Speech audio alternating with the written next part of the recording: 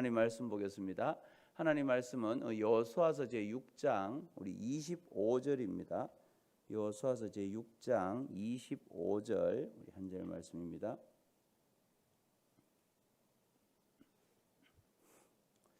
다 찾으셨으면 여호수아서 6장 25절입니다.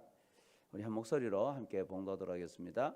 여호수아가 기생 라합과 그의 아버지의 가족과 그에게 속한 모든 것을 살렸으므로 그가 오늘까지 이스라엘 중에 거주하였으니 이는 여호수아가 여리고를 정탐하려고 보낸 사자들을 숨겼음이었더라. 아멘. 이 시간에는 하나님을 드러내라 그런 제목을 가지고 함께 은혜 나누기를 원합니다. 보통 우리가 아이들과 함께 가다 보면 아이들이 신호등 앞에 섰을 때에 이제 파란불에 건너야 되는 이유 이런 것들을 물을 때가 있습니다. 왜 빨간불이 아니고 파란불이 되어야 우리가 건너는가 이런 것들을 물을 때가 있는데요. 이제 그런 것 아이들이 물을 때 그 이유를 보통 어른들이 이제 설명을 해줍니다. 그런데 설명을 해줄 때 보면 설명이 굉장히 부정적이라는 거예요. 예를 들면 이제 빨간불에 건너면 이제 차가 와서 부딪히게 되면 우리가 병원에 입원해야 되고 또 고통을 당해야 되고 주사를 맞아야 되고 아니면 빨간불인데 건너게 되면 경찰 아저씨가 와서 너를 잡아가기도 하고 그러니까 우리는 아이들에게 뭔가 설명을 해주는데 굉장히 부정적인 설명들이 많이 있다는 거예요. 그런데 여러분 자녀 교육에 이런 전문가인 그 오은영 박사님이 얘기하는 것은 아이들에게 교통 규칙을 가르치는 방법이 달라야 된다는 거죠. 어떻게? 약속이라고 하는 개념으로 그렇게 가르쳐야 된다는 거예요. 그러니까 모든 사람들이 횡단보도에서 신호등에 따라서 움직이는 것을 약속했다. 그러니까 파란불일 때는 건너기로 모든 사람들이 서로 약속했기 때문에 파란불에 건너고 빨간불에는 건너지 못하도록 했기 때문에 건너면 안 된다. 이게 약속이라는 거죠. 그래서 약속대로 움직이면 안전하다. 그렇게 가르쳐줘야 된다는 거예요. 그러니까 이렇게 여러분 약속이라고 하는 것은 서로 이행하는 것을 전제합니다. 약속이 있지만 이행되어지지 않으면 그게 이제 여러 가지 어려움들을 당하게 된다는 거죠. 그래서 법으로 정해놓은 것도 그렇고 우리가 정의를 위한 것도 그렇고 또 신용카드를 쓰는 것도 내가 이제 이 모든 것을 결제하기로 약속한 것이기 때문에 이제 신용카드를 쓰게 되는 거죠. 항상 우리는 약속에 의해서 무언가를 한다는 거죠. 또 사람 사이에도 우리가 언제 어디서 만나기로 이런 것도 이제 서로 약속하는 겁니다. 그래서 약속은 어떻게 보면 신뢰의 시작이죠. 내가 너를 믿는다. 또 이런 모든 것들을 믿기 때문에 우리가 약속을 하는 겁니다. 근데 반면에 약속이 깨어지면 어떻습니까? 약속을 했는데 약속한 사람이 약속을 실행하지 않으면 그 사람에 대해서 분노하든지 실망하든지 그 사람을 이제 믿지 않게 되는 이런 모습들이 있다는 거죠. 그렇지만 약속을 지키면 서로를 신뢰하게 됩니다. 아, 저 사람과 약속했더니만 잘 지키는구나. 그럼 저 사람은 이제 내가 믿을 만하다. 그렇게 이야기를 하는 거죠. 그래서 서로가 약속을 지키고 신뢰감이 쌓이면 이제 거기에는 굉장히 서로 끈끈한 정이 있지만 그러나 그 약속이 깨지면 이제 배신감이 솟아나게 된다라는 거예요. 여러분 오늘 본문에도 보면 그렇습니다. 약속을 지키는 일과 또 약속을 깨트리는 이 두 가지 사건이 나오는데요. 오늘 우리가 약속을 지킬 때 어떤 모습들이 드러나는가? 우리 특히 믿음의 성도들이 약속을 잘 지킬 때 그게는 하나님의 영광이 드러난다라는 것을 말해주고 있습니다. 자, 오늘 우리에게 주어진 이 약속을 대하는 모습, 하나님의 백성으로 그리스도인으로 이 땅을 살아갈 때 약속을 어떻게 대해야 되느냐, 그걸 하나님의 메시지를 통해서 한번 발견하기를 원하는데요. 먼저 우리는 약속을 지켜서 신실하신 하나님을 드러내야 된다는 거예요. 모든 사람들과의 관계 속에서 우리는 약속이라고 하는 것을 통해서 서로를 신뢰할 수 있어야 되는 거죠. 지금 여러분 여호수아와 이스라엘 백성들이 이제 여리고 성이 무너진 것을 두 눈으로 똑똑히 봤어요. 그런데 이 여리고 성이 어떻게 무너졌느냐? 하나님께서 이스라엘 백성들에게 약속했죠. 그 요단강을 건너서 여리고 성이 앞에 있을 때 하나님께서는 이제 전쟁을 해야 되는 이스라엘 백성을 향해서 너희들은 매일 하루에 한 바퀴씩 성을 돌아라. 침묵하며 돌아라. 그리고 일곱째 되는 날은 일곱 바퀴를 돌고 큰 소리로 외쳐라. 그러면 그 성이 무너질 거다. 이건 하나님의 약속이에요. 그래서 하나님의 명령대로 했더니만 약속대로 여리고 성이 무너졌다는 거죠. 그러니까 이스라엘은 약속을 신실하게 지키지 하나님을 경험한 거예요. 아, 하나님 말씀대로 순종했더니만 하나님 우리의 약속을 지키시는구나. 하나님 우리에게 약속하셨고 우리가 그 약속을 지킬 때 하나님이 그 약속의 결과를 보여주시는구나. 그걸 알게 된 거죠. 그래서 여호수아는 지금 자신이 보낸 정탐꾼 그리고 또 이제 여리고성의 기생 라합 그의 맹세를 이제 기억합니다. 여리고성을 점령하고 난 다음에 이제 자신이 보낸 정탐꾼들과 이 라합이 그들을 숨겨준 그 사건을 통해서 이 정탐꾼과 라합 사이에 약속이 맺어진 걸 알고 그 약속을 실천하는 거죠. 자, 우리 여호수아서 6장 22절입니다. 6장 22절 읽어보십시다. 여호수아가 그 땅을 정탐한 두 사람에게 이르되 그 기생의 집에 들어가서 너희가 그 여인에게 맹세한 대로 그와 그에게 속한 모든 것을 이끌어내라 하매. 아멘. 그래요. 두 정탐꾼에게 너희들이 라합의 가문을 이끌어내라. 너희가 그곳에 숨겨주었을 때 약속했는 게 있지 않느냐. 그러니까 그 약속을 신실하게 지켜라. 그렇게 이야기한 거죠. 그래서 여호수아는 여리고성이 무너지고 난 이후에는 반드시 그 약속을 이행하기로 그렇게 생각을 했던 겁니다. 왜? 하나님이 우리와의 약속을 지키실 때 그 여리고성은 점령할 수 있었거든요. 아, 약속을 지킬 때 하나님이 신실하게 이루시는구나. 그걸 알았기 때문에 하나님의 이름으로 그들이 서로 약속했던 그 약속도 반드시 지켜야 된다는 거죠. 그래서 여리고성이 무너지고 난 다음에 이 라합과 그 가족과 가문들을 이제 다 이끌어내라고 한 거죠. 여호수아가 보낸 정탐꾼들이 한 맹세, 하나님을 신뢰하는 맹세였어요. 라합이 이 맹세할 때도 너희의 하나님은 살아계신 하나님이라는 걸 고백했잖아요. 그러니까 너희들이 믿는 하나님은 진짜 능력의 하나님이기 때문에 그 상천하지의 하나님, 하늘과 땅의 하나님을 내가 믿는다. 그러니까 너희가 믿는 하나님의 이름으로 내가 맹세하니까 그 약속을 지키라는 거죠. 그래서 여호수아가 보낸 정탐꾼들이 한 맹세는 여호와를 신뢰하는 맹세예요. 하나님을 믿음으로 그렇게 서로 맹세를 했다는 거죠. 그래서 라합은 정탐꾼들을 숨겨주면서 분명히 고백한 게 있어요. 그게 2장 11절에서 12절이죠. 11절에서 12절 읽어보십시다. 우리가 듣자 곧 마음이 녹았고 너희로 말미암아 사람이 정신을 잃었나니 너희의 하나님 여호와는 위로는 하늘에서도 아래로는 땅에서도 하나님이시니라. 그러므로 이제 청하노니 내가 너희를 선대하였은즉 너희도 내 아버지의 집을 선대하도록 여호와로 내게 맹세하고 내게 증표를 내라. 그러니까 지금 여기서 하는 게 뭡니까? 너희의 하나님은 어떤 하나님이냐? 위로는 하늘에서도 아래로는 땅에서도 하나님이다. 그러니까 하늘에 계신 하나님이고 땅에도 계신 하나님이고 모든 곳에 계신 하나님이라는 것을 얘기한 거예요.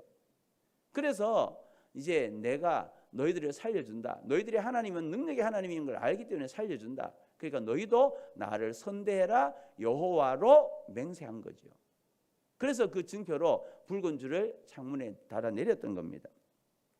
그래서 라합이 하나님을 구주로 고백하고 또 이스라엘과 함께 하고자 믿음의 고백을 했기 때문에 정탐꾼들이 라합과 그 가문을 다 이끌어내서 구원 얻도록 해준 거죠. 단순히 라합이 그냥 그 정탐꾼들을 숨겨줬기 때문에 그들이 구원함을 받은 게 아니라는 거예요. 그 라합의 믿음의 고백이 있었던 거죠. 하나님을 믿는 믿음의 고백. 그 믿음의 고백이 있었기 때문에 그 고백을 토대로 지금 맹세가 이루어진 거예요. 그래서 여러분 실제로 라합이 여리고성이 무너질 때 그는 하나님의 구원을 경험했거든요. 그러면서 라합이 믿음으로 여호와 하나님을 믿고 시인하고 이제 자신이 구원되어질 건가 아닐 건가 그 구원의 날을 매일 기다리는 거예요. 여리고성이 무너지고 점령당했는데 과연 우리 가족이 살아날 수 있을까? 정탐꾼들이 우리가 약속했는데 그 약속을 지킬까? 노심초사했을 거예요. 라합이 여리고성이 무너지는 그날 정말로 이 정탐꾼들이 약속한 것처럼 우리 가족을 우리 가문을 구원해낼 건가? 아니면 그냥 죽여버릴 건가? 사실 고민도 많이 했지 않겠습니까? 근데 정말 여리고성이 무너질 때 믿음의 약속대로 그 라합의 가문을 그 가족과 모든 가문들을 구원해 준 거죠. 그래서 그들이 하나님의 자녀가 되어버린 거예요. 이 라합의 가문이 구원의 은총을 누렸다고 하는 것이 어디에 나타나냐? 그 성경에 증거가 나오는데요. 이 라합이 하나님을 온전히 믿었기 때문에 그 나타난 증거 6장 25절입니다. 6장 25절 읽어보십시다. 여호수아가 기생 라합과 그의 아버지의 가족과 그에게 속한 모든 것을 살렸으므로 그가 오늘까지 이스라엘 중에 거주하였으니 이는 여호수아가 여리고를 정탐하려고 보낸 사자들을 숨겼음이었더라. 아멘. 그렇죠. 이 라합과 그 모든 아버지의 가족과 가문들이 살림 받았어요. 그래서 지금도 이스라엘 중에 거했다라고 이야기합니다. 그러니까 그들이 구원함을 받은 거죠. 그러니까 지금 라합 가문이 구원의恩축을 누린 분명한 증거가 나오고 있어요. 그 약속대로 실천했다는 거지요. 라합과 그 가문을 구원해 줬다는 거예요. 여러분, 그래요. 이 라합의 가문은요, 약속대로 선택받은 하나님의 백성들과 함께 이제 그들은 살게 되는 하나님의 은혜를 받았다는 거예요. 여러분, 라합에게 구원의恩축이 임하기까지는 두 가지 약속과 두 가지 이행이 있었어요. 그게 뭐냐면, 먼저 하나님께서는 이 여호수아에게 여리고성을 이제 점령하라고 이야기한 거죠. 그래서 너희들이 내 말대로 순종하면 여리고성을 점령할 거다.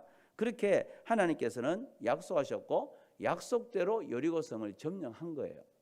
그러면서 또 한 가지, 여호수아가 두 정탐꾼을 통해서 라합에게 이제 구원을 해주겠다고 하는 구원의 약속을 한 거죠. 그리고 여호수아가 라합에게 약속한 대로 라합 가문을 죽음에서 이끌어낸 거예요. 그러니까 약속과 이행이 반복되어지면서 라합이 어떻게 했습니까? 하나님을 더 신실하게 믿은 거겠죠. 아, 정말 이 하나님을 믿는 믿음의 백성들은 약속을 잘 지키는구나. 그래서 우리의 가문까지 마침내 구원함을 받았구나. 그 라합이 하나님을 얼마나 더 신실하게 믿고 섬기고 나갔겠느냐라는 거예요. 여러분, 하나님은요, 구약의 수많은 이야기를 통해서 메시아를 약속했죠. 너희를 구원할 메시아를 주겠다라고 하나님은 약속하셨어요. 약속대로 예수 그리스도께서 이 땅에 오셨죠. 그래서 우리에게 구원의 길을 열어놓으신 거예요. 그러니까 하나님은 약속을 이루셨다는 겁니다. 지금 우리도 라합처럼 이제 구원의 날을 기다리면서 그렇게 살아가고 있는 거예요. 주님이 이 땅에 오셨고 우리 죄를 사해 주셨고 이제 부활하시고 승천해서 하나님 나라에 계신데 그 하나님 품에 계신 그분이 이 땅에 다시 오실 거다. 그 다시 오실 때 우리는 반드시 구원함을 얻을 거다. 이게 하나님의 약속이잖아요.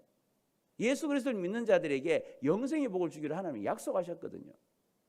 우리는 지금 그 약속이 그대로 신실하게 이루어질 것을 믿으며 지금 신앙생활을 하고 있다는 거예요.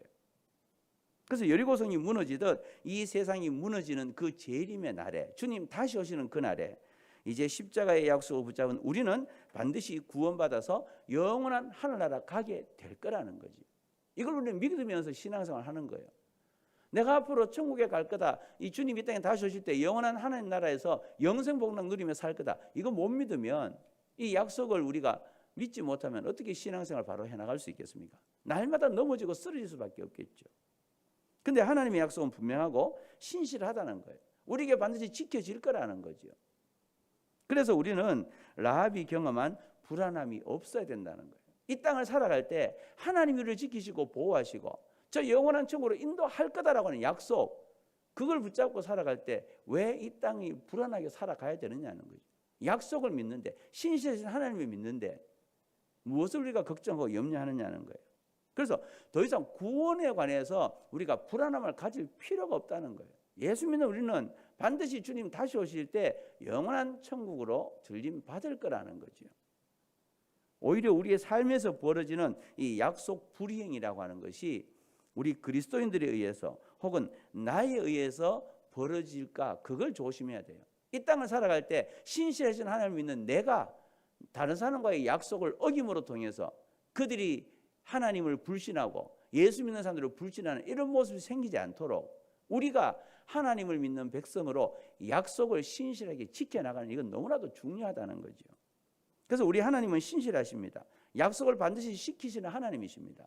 그러면 하나님 믿는 우리도 이 땅에서의 삶을 살아갈 때 약속은 반드시 지켜야 되는 거죠.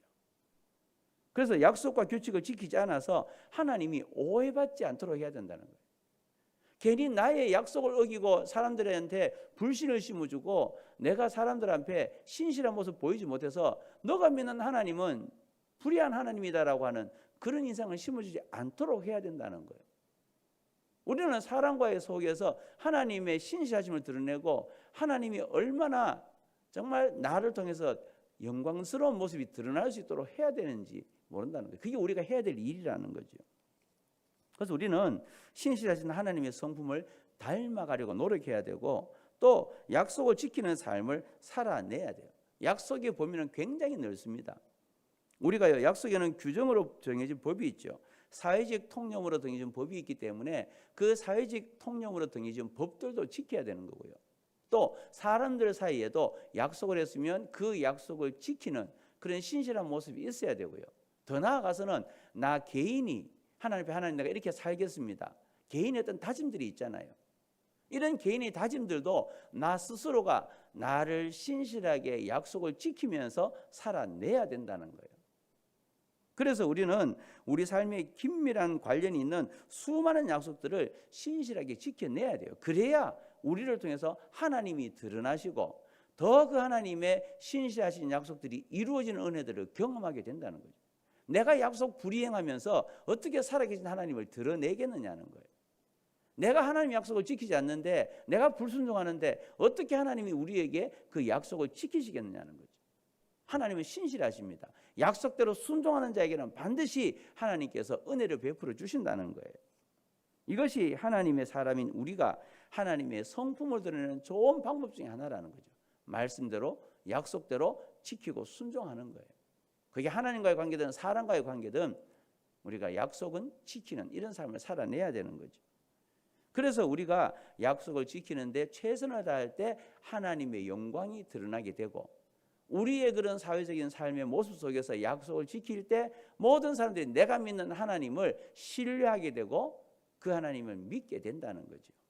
사랑하는 성도 여러분, 하나님의 자녀인 우리가 약속을 잘 지킬 때 하나님의 공의와 또 하나님의 신실하심이 드러나게 됩니다. 지킬 때 그래요. 약속을 지킬 때. 그러므로 우리가 하나님의 자녀라면 하나님의 성품에 따라 우리도 공의와 신실함을 지켜나가야 된다는 겁니다. 그러므로 오늘 하루도 우리가 이 약속이 우리 삶에 여러 모양으로 주어질 때에 삶의 약속을 하나하나 실천하고 지켜나감으로 통해서 하나님의 나라가 확장되고 또 하나님의 이런 찬란한 영광을 드러내는 그런 귀하고 복된 삶을 살아가는 우리 저와 여러분의 삶이 다 될 수 있기를 주님의 이름으로 축원합니다.